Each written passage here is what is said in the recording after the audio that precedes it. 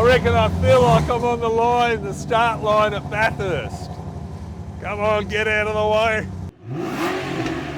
Today we proudly bring you a beautiful 1970 LC GTR XU-1 Torana.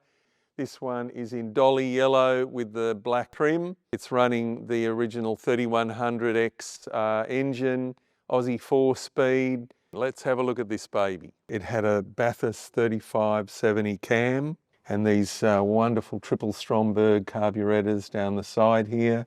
Harry Firth designed this long-range fuel tank that fits in here in order for them to be able to stay out on the racetrack. Like you can imagine, Peter Brock and Colin Bond and all those guys zooming down Conrod in this thing, like holding onto this tiny little steering wheel. Absolutely pristine inside, all been redone in the correct trim. This is really nothing to spend car. Just jump in it and enjoy it.